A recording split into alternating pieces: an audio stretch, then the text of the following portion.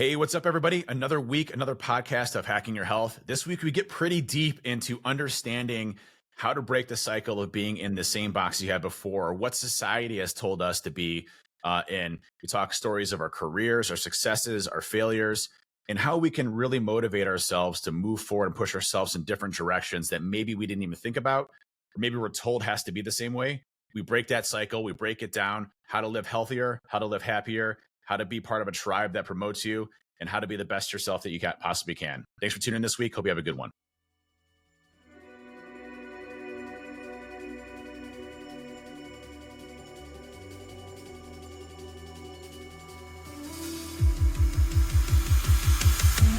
You know that there has had to have been some sacrifice, whether it's time or nutrition or whatever it is. Recording of myself talking about having a relationship with my chest.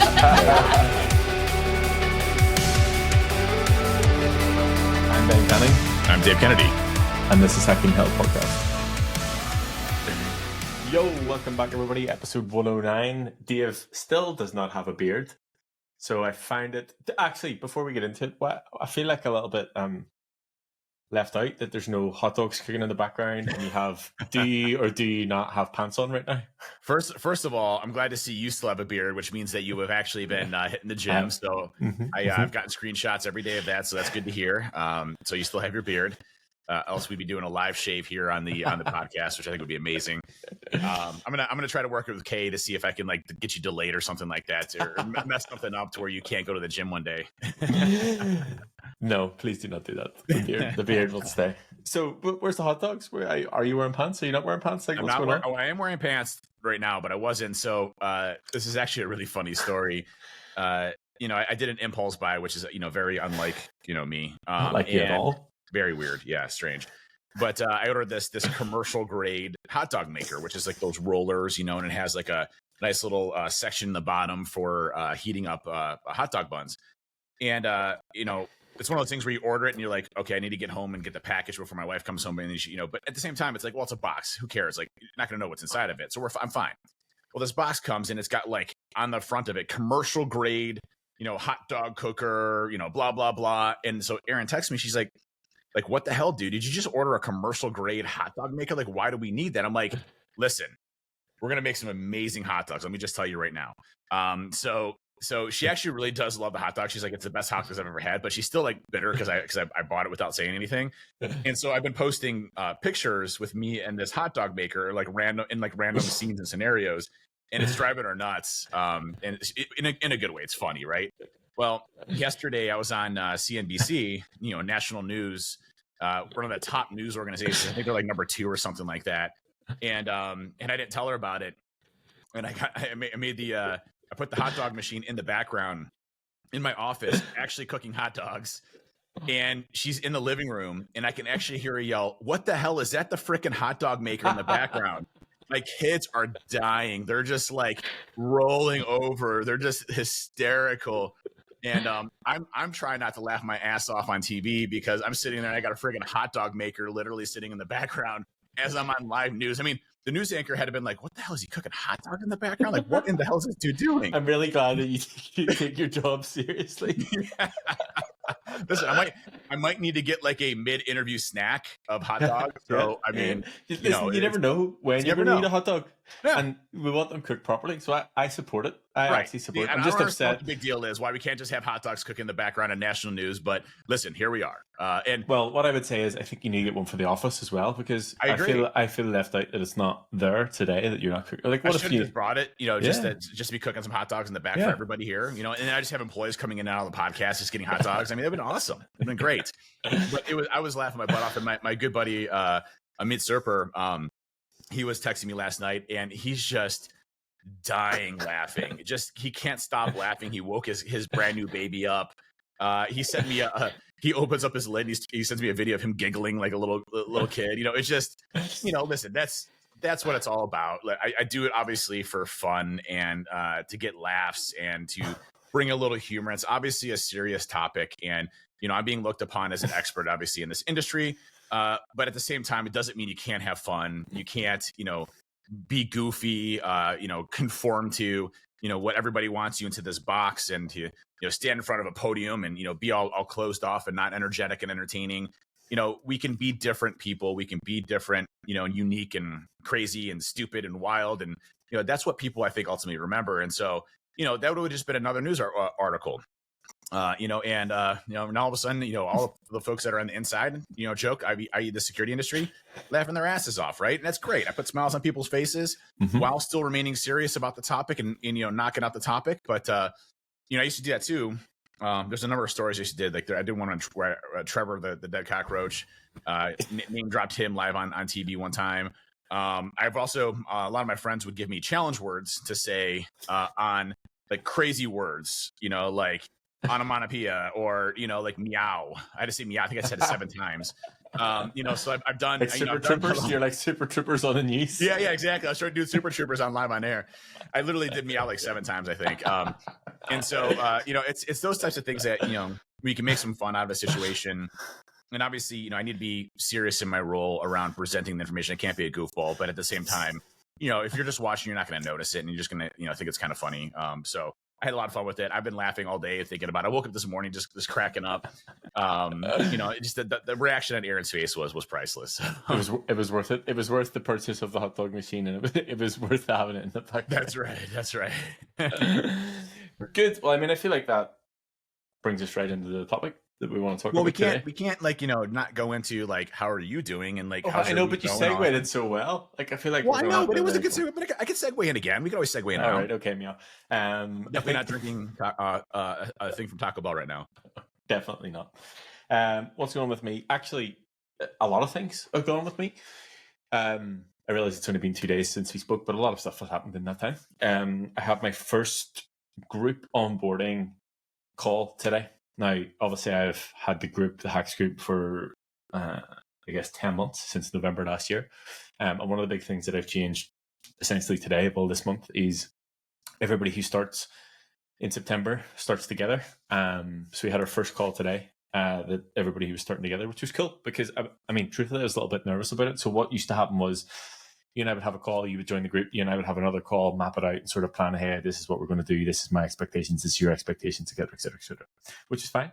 But I find that certain personalities, when they then get put into the group of everybody who's already there, potentially 50 people, they sort of get a little bit, I'm going to say overwhelmed, lost, whatever the word is.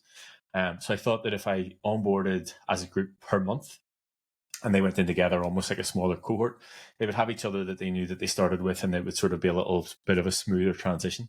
So it's cool to have all of them together. A couple of familiar faces had rejoined, people who had coached before that have come back in, which is cool. And then I brought Kevin on, who is in the group, to sort of share his experiences. So it was cool to for me to sort of show everybody this is how things work, this is what's going to be moving forward, and then bring Kevin in to sort of talk about his experiences. So that was very cool. That's how we're going to do things moving forward. Essentially, the goal is to start 10 people every month. They will all start together, and then basically they will do the review calls, and they will basically go through the process together. So that's one big change. Awesome. I think that's a good thing of having people kind of start, same time, same groups, being able to kind of get familiar with one another. I mean, that's a great opportunity there. Yeah, for sure. And, the ultimate goal, to go back to what we spoke about last week, is about connection and building the community. And I think I don't want people to get lost in the bigger group as it grows and as it expands. So they know that at least the people that they started with in that month will always be the people that they will have their calls with and they can build the relationship with. So that's the goal with that. Yeah, that's not pretty much it, but that's pretty much where we're at today and what's been going on. A couple of other things that we've spoken about before in terms of other coaches and other people going on board, but I think we'll save that till we get them on the podcast, and we can let them tell their story and share their experience. But yeah, a lot of things positive moving forward with the business. Speaking to lots of cool people, on board, lots of cool people, and everything's going as we want to see it. That's awesome, man. And I've been to the gym yesterday and today, so be remain safe. I trained upper body yesterday, I trained legs today, and then I got pull tomorrow, push on Friday, legs again on Saturday. And actually, I mean, when I say a lot of things going on, everybody has started to arrive. So the Belfast event today is Wednesday. The Belfast event starts on Friday. And I'm so jealous. Listen, What can I Well, say? What can I say? It's not your fault. It's No, mine. I wish I was there. Yeah, well, I'm jealous. I'll just have you on like live call at all times. Yeah. So you're like there, Yeah. like get a cardboard cutout and just have your face on. No, so everybody started to arrive. A couple of people come into Dublin. They're going to spend a couple of days in Dublin. It's cool to sort of see them share photos of what they're up to. Like I'm getting a little bit more excited about it. So that kicks off on Friday. Yeah, Friday. It's going to be cool. There's going to be a couple of different things that we haven't done before within the in-person events. Helmy's going to be there coaching. I'll be able to talk about it all now because this will come out next week and it'll all be done by then. Helmy's going to come and coach that I've spoken about before, and I just get his sort of input and his intake around coaching, his sort of methodology and his thoughts around specific movements. Sean's going to come and do some in-person breathwork, so we're going to do that on Saturday morning. We are going to do a sea swim, so I know that you're probably most raging about that you're going to miss the cold water swim. We're going to do that on. Well, while I am, bummed about it, I do think, I would have a lot of fun with that. So I agree. And we'll do it again. We'll do it again. Yeah. So we're going to do that on Sunday morning, and then Kira's going to travel up on Sunday as well. And she's going to do some mindset stuff, which I think will be actually really, really cool. She's going to do a combination of the past two things that she's done at Matt's event, which I think will actually be a really beneficial experience for everybody who's there, myself included. And then my mum is going to come up and host a party because I feel like everybody always hears and sees about the Trish P speciality party. So we're going to host one of those on Sunday. Potentially Monday, a couple of people have opted in to get tattoos. Tuesday will be another coaching day. And then Wednesday we'll do some sort of hike or outdoor thing that I haven't fully planned yet. So that's been going on. I'm excited. All the bits and pieces are starting to arrive. All the swag and the merch for everybody is starting to arrive. So all the final pieces of the puzzle are coming together. Dude, that's great. Mm-hmm. That'd be a fun and busy couple days for you. But I know these events, the ones that I've been to, and what I hear from other folks, the ones that I missed, it's just an incredible way to hang out in person to person with your tribe, learn new things, learn experiences, share things, as well as obviously get some amazing training. And it's such an amazing thing that you bring into these folks to be able to do that and kind of get together. And it's awesome to see, new folks as well as, folks that have been here for quite a while really doing that. So it's really neat, really cool. Yeah, I think I was actually laughing because Thomas and Jen have arrived, and I was like, I feel like I see Thomas and Jen. I've seen them at every event pretty much this year. I feel like I see them more than I see some of like the people who live beside me, like more than I see, people who have been close to and I've seen or have had in my life for a long period of time. But like you said, it's cool. It's cool for me to see how they progress in essentially such short period of time, because it wasn't that long ago we were in Pittsburgh and then obviously Colorado before that. But yeah, I'm looking forward to it. It's been a little bit more, believe it or not, it's been more difficult to organize an event over here than it is to organize the US-based events. Don't know why that is, but maybe it's a little bit more pressure or whatever, but everything's sorted. And we'll see how the week goes, essentially starting Friday. That's awesome. Well, moving into our topic, which I think is well within such a good discussion for me, because as I'll start off with, when I came into the military, right, you have set expectations. You have to be this way, you have to be that, you have to do this, you have to use the bathroom this way, you have to clean your thing this way, very regimented and reformed. And even at a young age in school, I was always kind of the class clown, and doing those other things. I was just a goofball, and but I was very much an introvert, not an extrovert. And what's interesting, when I don't know what clicked in me, but I started to realize that I didn't want to be like everybody else. I didn't want to fall in the same line as everybody else. And it's interesting because my kids, I can't think the same way as I guess normal folks do about going to college and getting a job and building your career in that specific area. Because I would be like, well, why wouldn't you just, get your knowledge, learn, and then kind of build your own thing? And that's how my mind thinks. And, we're put into this box, to present how we're supposed to dress, how we're supposed to behave, how we communicate with one another, meetings, all of these things are designed, to keep us into this kind of ecosystem of normality, when at the end of the day, it's all a bunch of stuff that was created by previous people that puts you into this box. So those previous people obviously did something different that created this box that is now the standard for doing something the same way as it was before. And there's a really good book out there by the folks that wrote the Ruby on Rails and all that other stuff. It was called 37 Signals, and it's called Rework.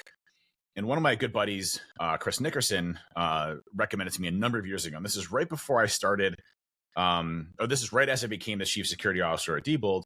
And right as I, after that started, my career in building up trusted second binary defense.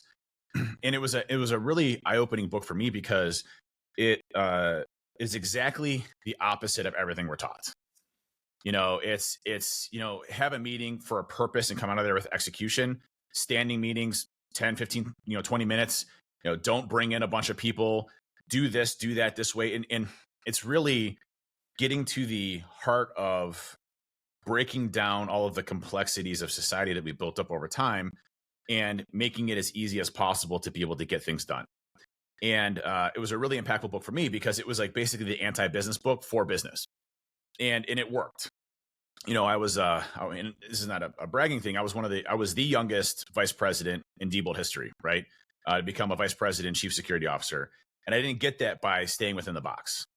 I got in that because I made waves, I made friends, I had everybody's back, I had good intentions, but I came in like a wrecking ball, right? I came in with a passion to change that organization and company for the better. And, I knew what I needed to do to get there. I knew the people that I needed to be good with to get there. And I knew I needed to win the hearts of the leadership to get there, right?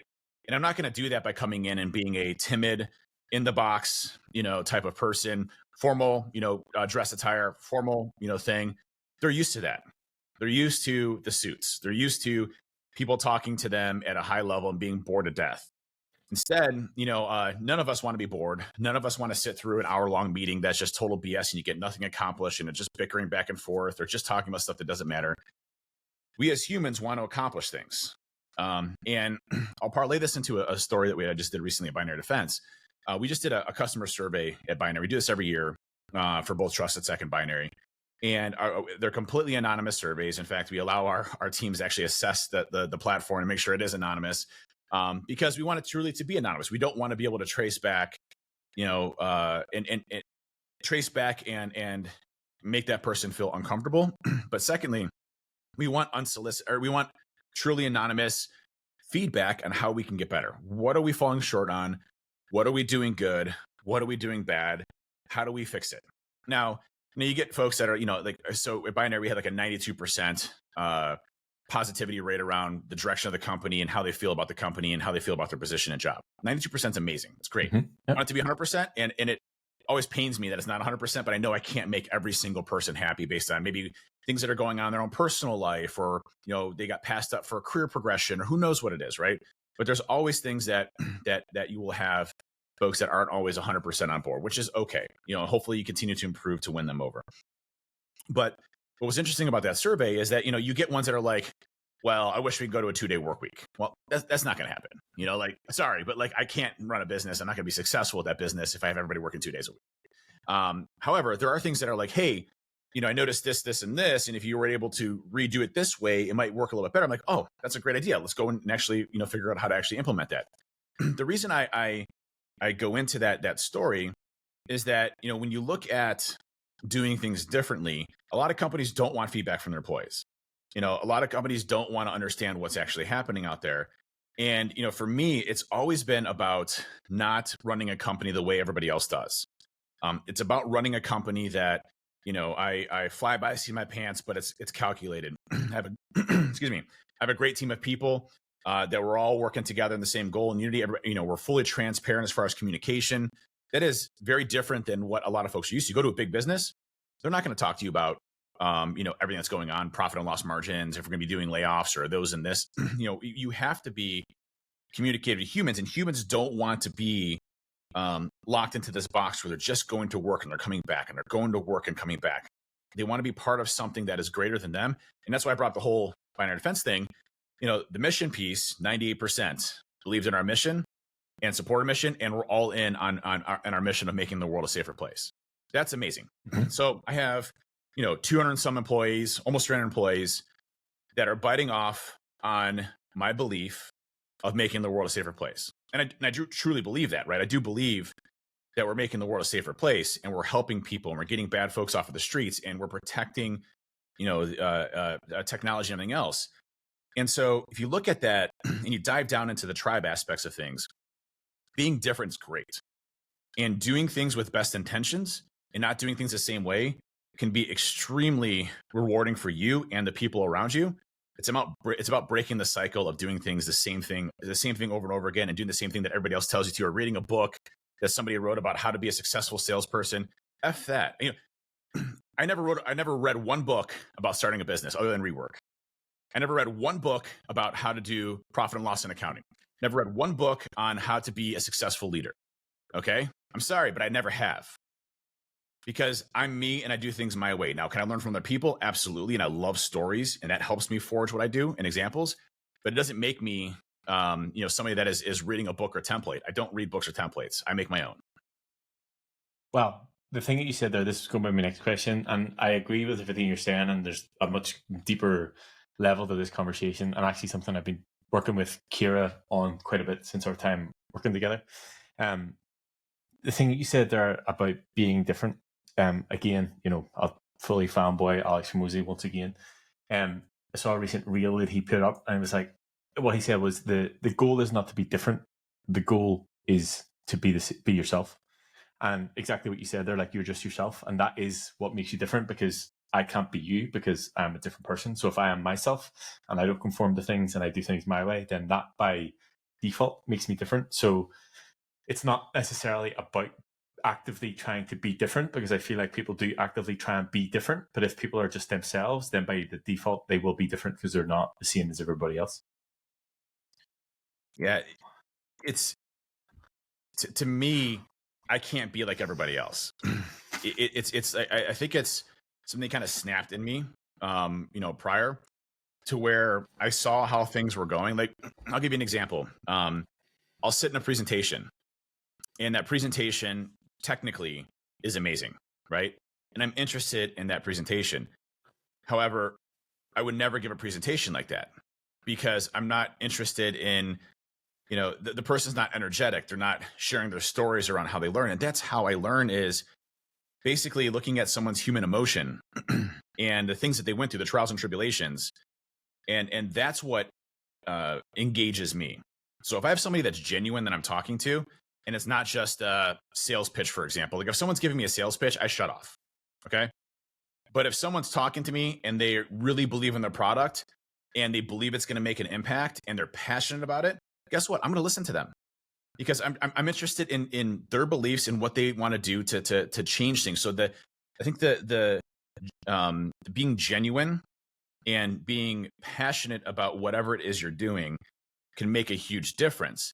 And I also think when you find people that are similar in your beliefs from a tribal perspective, whether that's fitness, whether that's work, whether that's family, that makes a huge, huge difference as well. And I think that's why Aaron and I, from a marriage perspective, have always been able to be super strong, because we don't fit in this box of a family. We're what every business book tells you not to do. Don't go to business with your spouse. Well, Aaron's a critical part of our company. By the way, we'd be bankrupt if it wasn't for Aaron, because I would just go and blow shit on, I'd be like, hey, we don't need to charge money for assessments. It's cool. It's fine. Like, whatever, So we work so well together in our roles and responsibilities. And we shut that off when we go home, and we may have disagreements at work where she's like, well, we shouldn't hire. I'm like, well, I'm going to hire because we have this stuff here that you don't see. And she, she accepts that. She understands, and vice versa. She'll trump me on things as well, from a finance perspective. So, it's a weird ecosystem, but it works. And I think that's, the whole point of this is that, every box that is put into place is for a specific person potentially, but not for you. And it's the same thing for like regulatory standards, right? So you look like PCI DSS, or you look at, the NIST, cybersecurity framework and the capabilities maturity model, or you look at, any of these frameworks that are designed to help you build a security program. Well, that's great. That's a great framework, but you need to make that framework your own. You need to make it to your life, to your organization, to your company, to its maturity levels, what it's doing, and all of those things, will allow it to be successful. But if you're just going off of the box or what's in that framework, you're not going to be successful. And that's why it's like, for my kids right now, it's so difficult for me, because they're like, my son's like, well, hey, I want to go in the Marines. I'm like, well, that's cool, but you really should go in the Air Force. like more opportunity there from a job perspective, things like that. And sorry, like Marines are the best, when it comes to like the toughest, we're noticed the greatest and the toughest and the, also not the smartest, but that's fine. But you look at that and you say, well, dude, your opportunity for success in the Air Force is a lot larger, and you can decide to be career or, go and start your own business or, go work for another company. And, it's those things too that like, my other son, very sharp with math and, amazing talker and speaker. He's like an adult. Like the kid's like 15 years old and he understands like human emotion to a T. Like he can navigate through very complex emotional situations. So he's extremely emotionally intelligent. So he'd be like a good lawyer or things like that. So, there's all these things that go in my head about like, man, if I knew what I knew now and I could apply like the brain power to that, I could do so much. Right. But, school's like, well, hey, you need to, get this and you need to get an A on your test. And if you get an A on your test, then you go to this college. You go to this college and then, maybe if you want to be a doctor, you go to school for 15 years. And by the time you get out, you might actually be able to become a doctor. It's like, that's 15 years. Well, that's 15 years, obviously, but it's like, getting your PhD or doctorate. It's like, well, that's great if that's your goal. That's so much time away from actually building your career. Like, why even go to school? Like, why don't you just go do something different, And so it's that whole ecosystem for me of how it works for one person may not work for others. And why I'm relating this to hacking your health is that if your perspective on life is this box, I guarantee you're probably not going to be as happy as you could be if you were outside of that box. And that relates to everything, right? We're taught to take this medicine and to do this and to do that, or to take this magic weight loss pill, or to go and eat, keto. Don't be in the box. Build something that works for you, that allows you to be different because it works for you, because you are different. Every single person is completely different how we're raised. Our parents, our childhood, we grew with money or not money, a different country, different culture. There's so many different things that make us unique as humans, that to put us in a box is a complete disservice to our ability to be innovative, our ability to love life the way that we should, and our ability to be positive and to commit to, making society a better place, right? And, you see the rift in politics and, everything else that continues to divide. It's no one's in a box of being a Republican or Democrat or an independent. We're all in this to try to hopefully help other people, and we all have different ways of thinking about that. But the way that it's all pinned against us and we see on the TV and what we're experiencing online, it's all negativity, it's all short-term gains, it's all dopamine hits from hitting likes. All of that's impacting our ability to actually accomplish something in our life. And I think that's a really important piece for us to recognize, is that my success is because I always am looking forward, well ahead of tomorrow, well ahead of a year or 2 years from now, well ahead of 5 or 6 years from now. And I know it's going to take time, just like my fitness goals have taken a lot of time. But I committed to it. I looked years out, obviously had a lot of help to get to the success there, but it has allowed me to be successful in those because I'm not looking for that immediate fix. Agree. And as I said, one of the first things that I started with whenever I spoke in front of Matt's coaches last week, I did a caveat and I was like, look, I'm going to tell you my version of growing and scaling a business. But the thing that I have to say is, I have done this my way. It is an outlier on every sort of scale, and I've done things differently. And I think that in fact, I know I know that is why it has been the success to this point that it has. And as I said, I've done a lot of work with this in Kira, and the same as yourself, I've always felt a little bit different. I've always had questions like, why do we need to do things this way? School, for example, like I never enjoyed school. I was never good in school because I was like, fuck this, I don't want to fucking do it this way. I want to do something completely different. And I always say that I realized very early on that I was highly unemployable. And it was because, again, I didn't want to do things the way that I was being told to do them. I was like, I can see a better, more efficient, more fun, whatever way of doing this thing. And I think that's why I always sort of knew I was destined to run my own company or do my own thing. One of the quotes that Kira then spoke about after was, and I don't actually even remember saying this, but she did a post about it, and it was, who you are cannot be replicated. Apparently I said that whenever I was giving my talk. So, well, you can quote me at that anytime. But recognizing that we are all different and all individual. And this is why I sort of do things the way that I do within the Hacks group and within the BC fam. Like, I don't necessarily have a set path that I'm going to put everybody on. Like you said, I have a framework, but I understand that everybody's different in terms of their needs, their time, their goals, what they're willing to commit to, what they're not willing to commit to, what they're willing to sacrifice and what they're not willing to sacrifice. And it's about building it out around them. It's okay, I do have go-to things that I know will work, but I know that some of them won't work for everybody, and that's okay.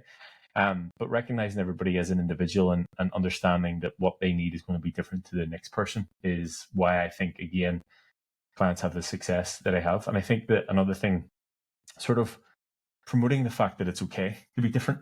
And again, to sort of quote one of Matt's phrases within the OC is one of the taglines is "stay weird," because I sat on the boat with him. So we did like a sunset boat cruise, and there was like 50 coaches. There was a DJ, everybody's going mad. And I sat at the end of the boat with him, and I was like, what a group of fucking weird people you've got together. And they are, and they're the funniest. Like, everybody has such a different personality, and what they sort of bring for each other is so unique. And obviously, like I said, one of his things is stay weird, and we ended up, I don't know if I'll be able to see it, getting the stay weird tattoo. Because do stay weird, because that's, you know, true. It's your personality, it's who you are, and being okay with being who you are. Because I think, again, a lot of the times, and I sort of see it now as Harper starts to grow up, like, she's not obviously at the stage where anybody around her is sort of telling her not to be the way that she is, but it is in my mind, it's like she's going to get to the stage where she goes to school and people are doing things a certain way, and she will feel like she needs to do it that way to sort of fit in. And I'm like, fuck fitting in, like, just be yourself and be okay with that, because in the long run, Be yourself is the right word, right? Mm-hmm.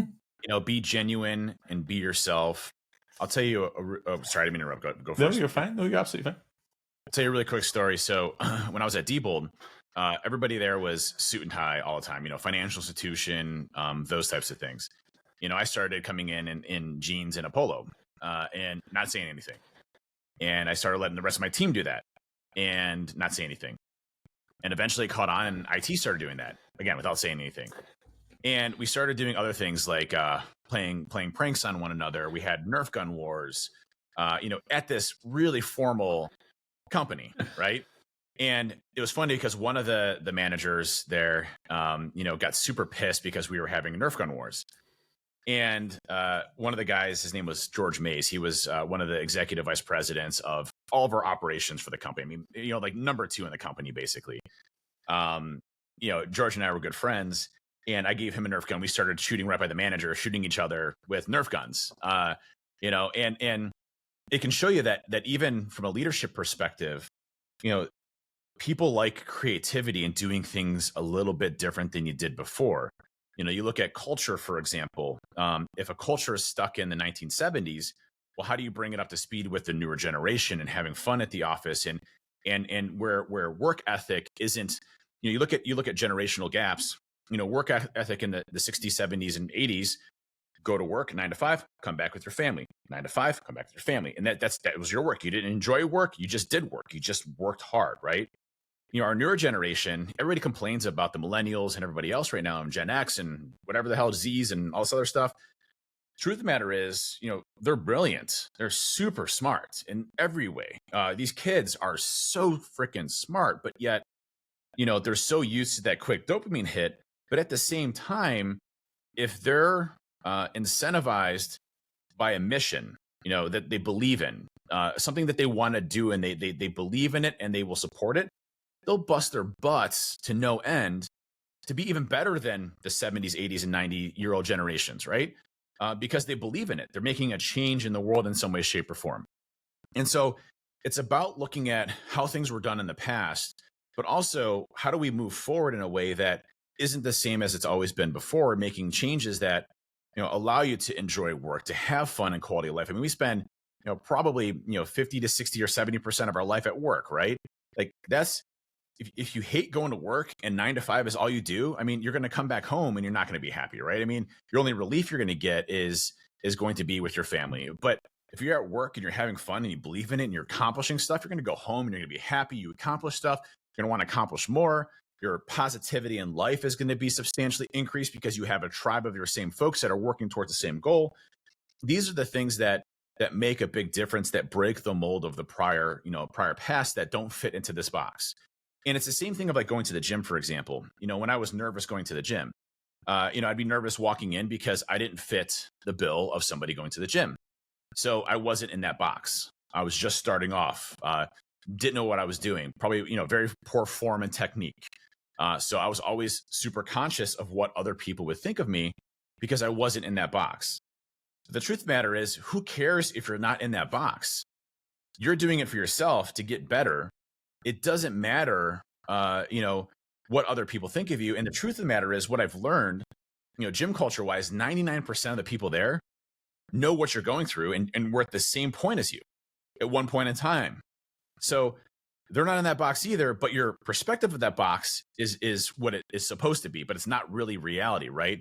So even our boxes that we paint ourselves into isn't actually reality. We have been told this is our box, but that box is much different. I'll give you a really funny story. So I'd already been speaking to thousands of people at DEF CON. I had 5,000 people in the Penn and Teller room. I was known as an amazing speaker, energetic, all those other things. My career is being built.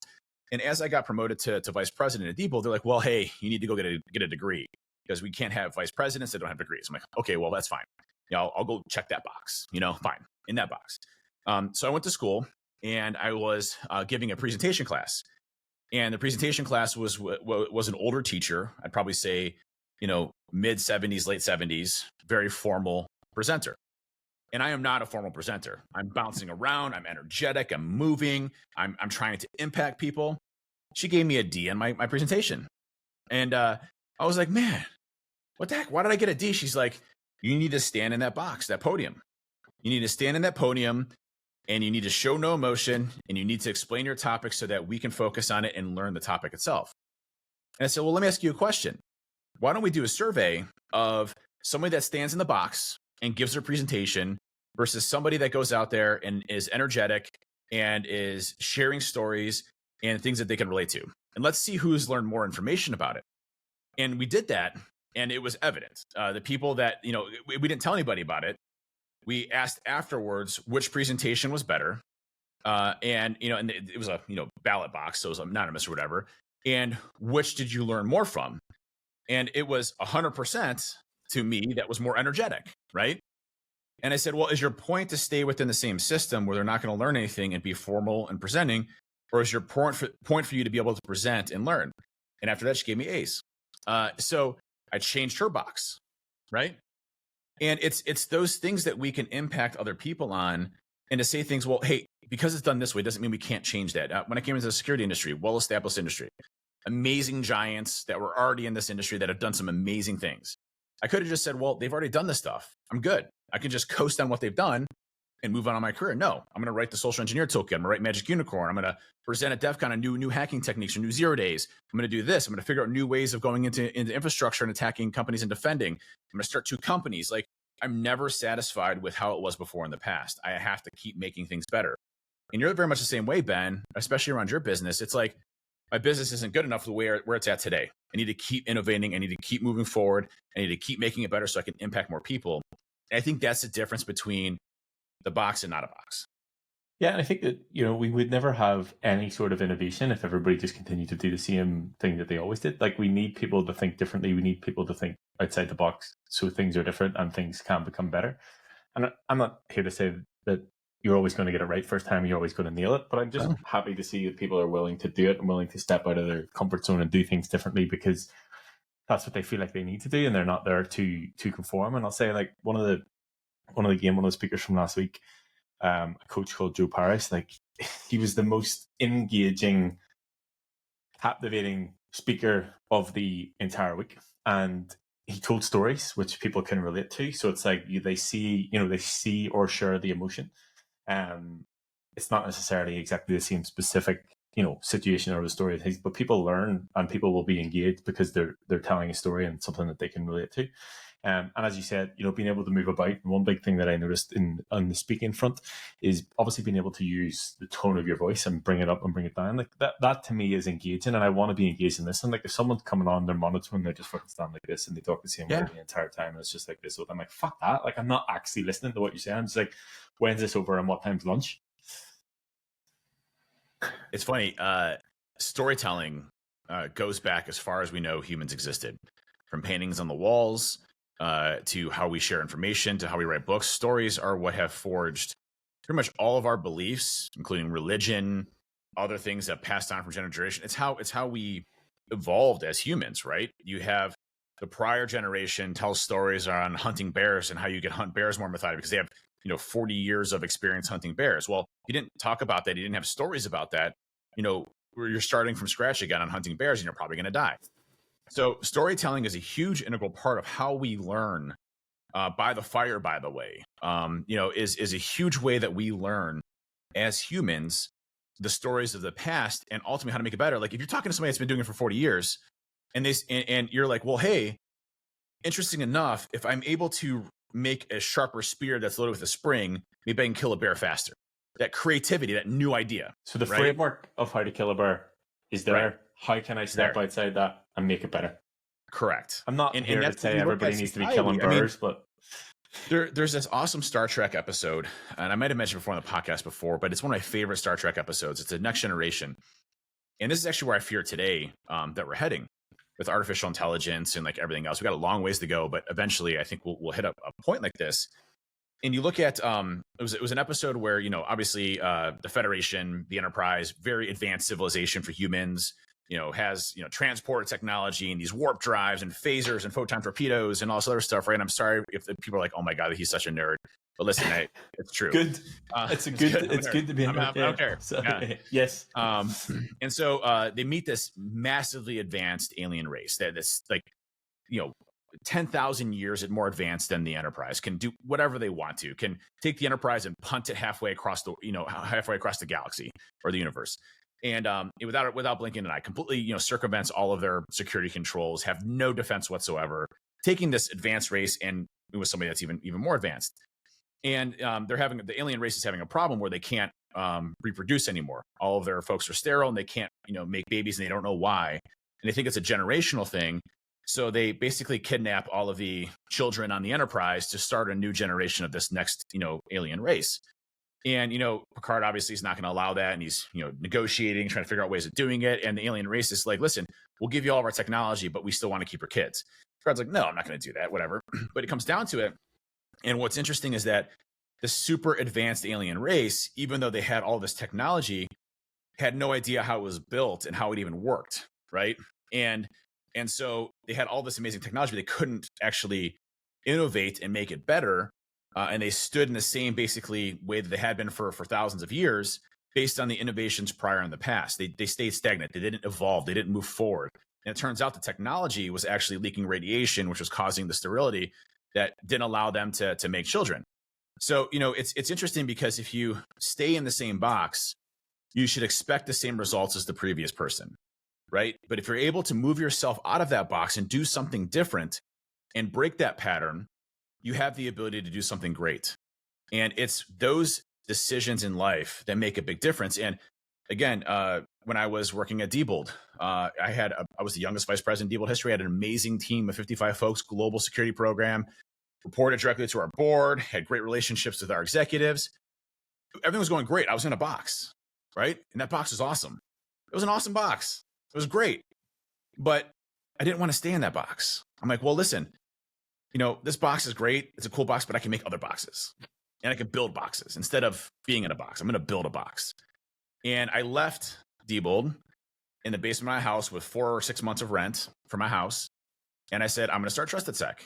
I have a great job, but it's okay because I'll have a great job here because I'll build my own box and make it the way that I want it to be. And that's the difference between somebody that would stay in that position as a chief security officer for the rest of your life, or build your own box and forge your own destiny, knowing that it comes with risk, it comes with uncertainty, it comes with stress, but you're building your own box. And I think that's the cool part where you start to see a lot of really cool innovation, right? Yeah, and I'll say this to sort of, I guess, play devil's advocate a little bit. That's not for everybody, and that's okay too. I think if everybody just fucking leaves their job and starts everybody start their own company, probably not a good route to go down. Some people do want to do that. Some people want to go through the natural progression of I'll go to school, I'll graduate, I'll go to university, and whatever the rest happens after that, I don't even know. And that's the way people want to do things. And you need those people as well, but you also need people who are not willing to accept that life and who are willing to do things differently to build things that have not been built before.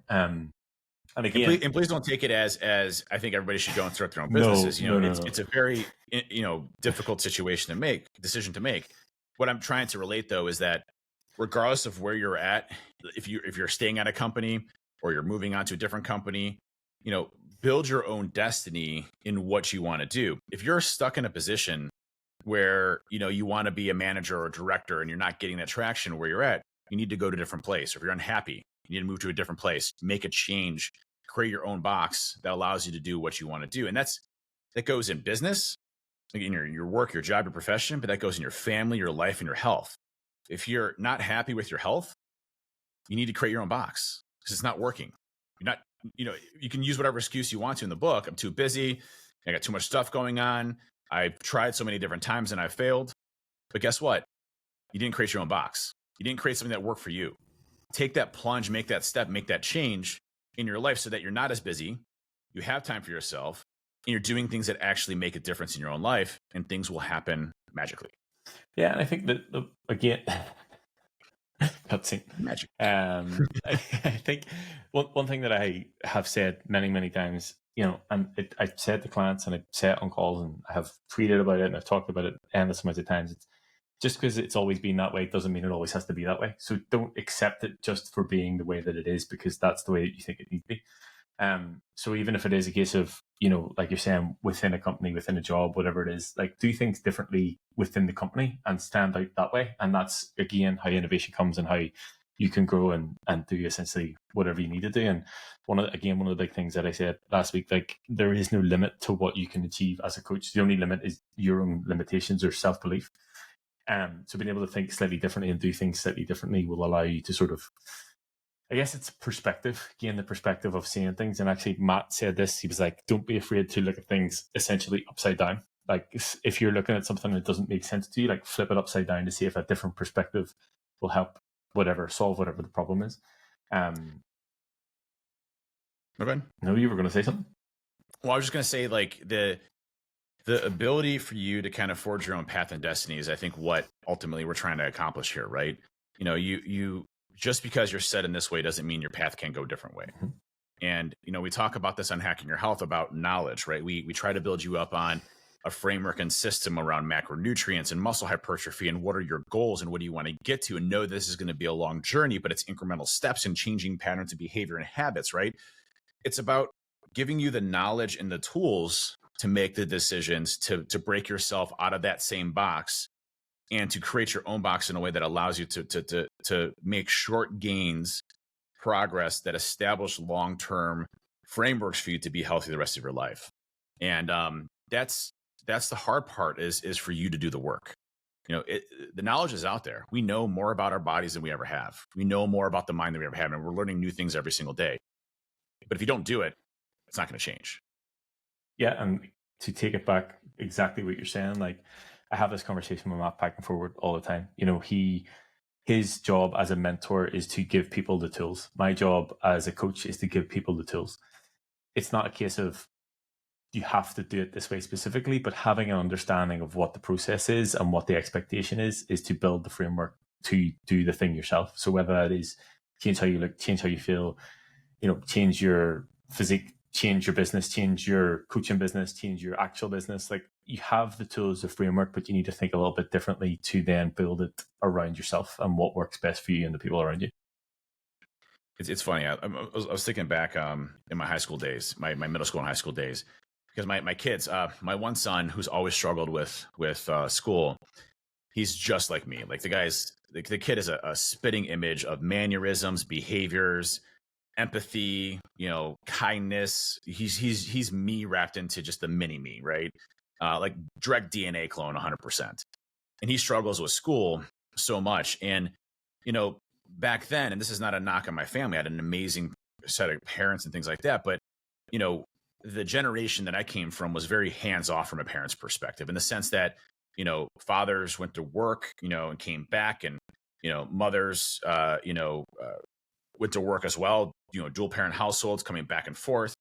And, there's a lot of things that I did as a kid that I couldn't imagine or foresee my kids doing at this age, right? You're like, drinking beer and going out and all this other stuff, right? that my parents had no idea about. They do now. I've definitely admitted to them since then. Like, man, you're a bad kid. I'm like, yeah, I know. It's like crazy, right? But the same thing for school.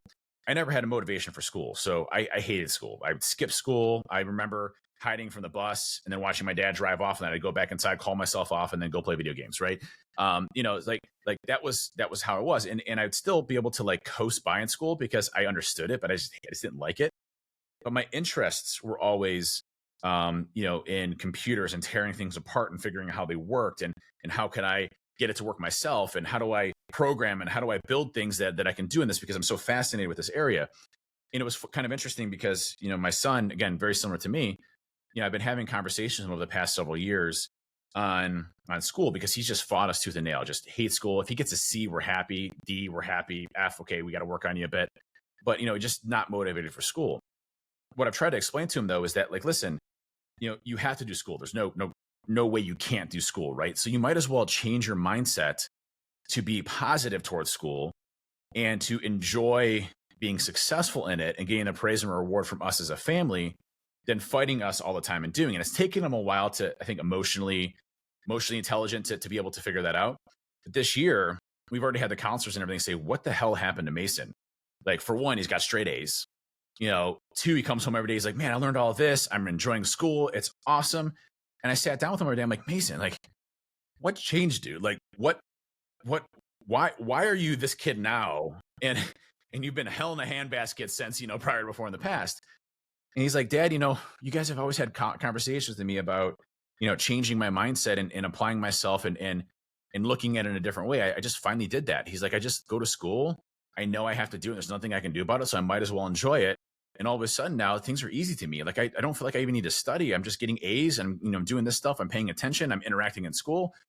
And that's such a good analogy of a 13-year-old kid that is able to change his mind and apply himself to where he had previously failed a whole bunch of times in the past. And you can do that at any stage of your life. It's just a matter of changing how you look at things and building the habits and to replace the old ones with good ones, right? And it takes time. It takes small steps. It's iterative. But if a 13-year-old can figure it out, you can figure it out. Trust me. I imagine for you, like, a huge part of you is frustrated because you just want him to do good. But also at the same time, if he's a direct one of you, at the end of the day, it's going to be all right. Yeah. It's going to work out all right. Whatever. Yeah. He's going to be fine. Like, it worked out all right for me, so I know it'll be fine. Worked out all right, but frustrating as fuck right now. Yeah. Well, I mean, there's a lot of things that he does that I didn't, right? He's with video games, he's absolutely brilliant. He was like top 50 in the world on Fortnite, which is like insane. Like, top YouTubers don't even get that. He actually killed a YouTuber and he was like cussing him out on his YouTube channel and stuff like that. He's a 13-year-old kid, and granted, games are its own thing, right? And I have my reservations with that, but he picks things up very quickly, just like I did, in different ways. Like, I can't look at a book and learn from that book. But if someone talks to me about a story, or I learn from somebody that's actually passionate about what they do, I learn, right? I learn from stories. Well, I'll say, and that's how and I've told this story a couple of times since whenever we went to the Trusted Tech Speakers Dinner in Vegas. I was there around. I had no fucking idea what anybody was talking about. Had not got a clue, but I was like, I know that these people are really passionate about what they're doing. Like, I know that they're on the right path. They really give a shit about what you're doing. It doesn't really matter to me what they're talking about specifically, but I'm engaged. Right. I'm on board. I know that they're good at what they do because they actually give a fuck in the right place. It's that type of folks that, you genuine, right? Mm-hmm. You don't even know what they're talking about. They're genuine. Mm-hmm. Since they're genuine, you know that they know what they're talking about, and you can trust what they're talking about. And I think that's the big thing that we lack, is if you don't have personable skills, that's fine, but come off as genuine, be yourself. Mm-hmm. At DerbyCon, a great example, I'd always be in a group of people, and they'd always be like, hey Dave, whatever, cool, let's spend time, talk to him, all this other stuff. But I'd see, one person or two people in the corner, terrified to come talk to people, right? And my whole goal would break out who I'm with, where I'm with this group of people, maybe it's 10 people, 15 people. And I walk over to the individual. I'm like, hey, I'm Dave Kennedy. I don't know if you know me or not, but I've started this conference. Thank you so much for coming. Why don't you just tell me a little bit about yourself, man? And let's come over here and let's talk to this group over here and introduce them, right? Try to break down the boundaries and boxes for other people in those situations, because, it may be hard to take that first step, but when you have people that accept you for who you are, and you're in that same tribe of positivity, things change very drastically. And I can't emphasize enough to people that your outlook on life can be so much different if it's negative right now, if you surround yourself with positive people. It just works. Our brains work so much in the sense of tribalism and working with people and their beliefs and conformity, that it's scary because, I remember I was around a group of Marines that were really negative. And, the group I was with, we just talk shit all the time. We'd be negative. I'd be pissed off all the time at the Marines and my leadership and everything else. And, I eventually realized, hey, these aren't great people to hang around with. They're not folks that I want to be. And I ended up finding a new, group of friends that were super positive and motivating. And my whole outlook changed on things. And I got as much as I possibly could, out of being in the military and Marines. So, these folks can have a different way of pushing you into different areas that allow you to be successful. And that's why I really love what we're doing here with Hacking Your Health and the We Hack Health community, because everybody's just so supportive of one another. And if they're not, we try to talk to them and get them to, if not to get the ban, right? You're out, you're negative, you're toxic, you're out. Cool. But I don't think we've had that for a long time other than like the peptides guy, so I mean, it's just one of those things where we just all work together to help one another, to uplift one another. And those are the type of people you need in your life to break you outside of that box. Believe me, when I talk about leaving Diebold and starting my own company, it wasn't just me that did that decision. Chris Nickerson from Lares told me to leave my company. My late friend Kevin Mitnick told me to leave my company. John Strand told me to leave my company. My wife said, "You're crazy. Don't leave your company. But if you do, I'll support you." Right. But it's that ecosystem of friends that have the confidence in you and truthfully not letting them down. Right. They had a belief in me. I'm going to do everything I can to not let them down. And at the end of the day, that's all we have is our word, how many people we've helped in this life, and the accomplishments that we've made to make society better, our families better, or somebody around us better. That's all we really need. Family and accomplishment, and the rest of it comes into positivity. And with working out, if you have a shitty attitude of working out every day, oh God, I can't believe I got to go work out again. Well, shit, I don't want to do this. I'm just going to go anyway. And every day it's like that. Guess what? Your habit of going to the gym is going to be shitty, right? But if you're like, oh man, I got to go to the gym. I don't feel like it, but I got to get my gains. I got to get that pump on. I got to see myself for like 30 seconds. That would look amazing. And then from there just deflates back to nothing again.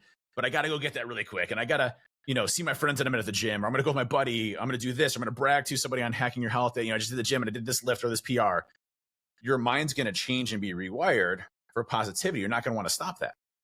So it's how we frame things in our mind and how we tell ourselves that the same way we're doing it, the box we've been doing it, isn't the way we need to do it in the future. That starts to build your success. Agree. And again, as always, a transferable skill. If you start to think differently in one area of your life, you can think differently in other areas of your life. Whether that's your job or endless amounts of other things that you now know or have the evidence that if you change or do things differently, it will work out. And one quote that I'll finish on, I can't remember who said it, but I've seen it on social media. It's somebody that I follow. It's not a lot of people. Be yourself because everyone else is taken. I like it. Be yourself because everybody else is taken. Yep. I love it. And that's 100% true. Don't try to be somebody else. Be yourself. Yep. Be honest, be true, be humble, help others. Pretty, easy recipe for success right there. Yeah, exactly. Great episode. I love this one. I hope everybody else enjoyed it as well. We shared stories around the campfire, talked about ourselves and ultimately how you can make changes. And it's not to say Ben's experiences or my experiences, your experiences, right? You have a very different life, but at the end of the day, the framework to be able to build your own boxes there, right? It's making your own and being able to have success with it. Yeah, and I guess I'm not finished. The actual reason and the conversation around why we have podcasts, why we Hack Health is essentially that. I was having a conversation with Martin, the guy that used to take the photos, and he was like, why don't you just build your own room? So box room, whatever. Build your own room and create around that. And we started the podcast. There's now thousands of people in the virtual room. And that's exactly why we're here now, because it made the decision of, okay, let's do it my way, our way. Yeah. And one last thing I wanted to hit on. One this is just last thing. 2 seconds. One more. 2 seconds. Perfect hot dog recipe. You got to get a new research thing out of here. But again, the old way of thinking, large amount of muscle, bad for you. Cardio, way to go. Again, more and more research coming out all the time. There's a new study in mice, however, a lot of linkage into humans at this point, that high levels of lean muscle might protect against Alzheimer's disease, showing a lot of clear data around that. So multiple studies have linked obesity to an elevated risk of Alzheimer's. This connection could be due to the accompanying rise in inflammation, insulin resistance, and increased level of brain detrimental proteins present in fat tissue. High levels of lean muscle mass could protect against Alzheimer's disease, according to a comprehensive study featured in the open access journal BMJ Medicine. However, the study author emphasizes the need for additional research to understand the underlying biological mechanisms and assess the of the clinical and public health outcomes are needed. But the foundations there and the data is there. They just don't understand why that is accomplished, right? So if you have more lean body mass, less chance of getting and developing Alzheimer's, and combating Alzheimer's if you're more susceptible or prone to it. So another study showing, having muscle mass, good thing to have. So heavily recommend lifting all the time, every day. Lift more, 5 more. Lift more. Well, thanks everybody for tuning in this week. We'll catch you again next week, same time, same place. And we appreciate you all every single day. I think just to, give us a week to talk about it and people to ponder it. I think next week we'll talk about the struggles of being in a gaining phase, being in a surplus, because I think people see it as all sunshine and rainbows because you get to eat all this food and blah, blah, blah. So I think we'll talk a little bit about that. Good man. See you next week.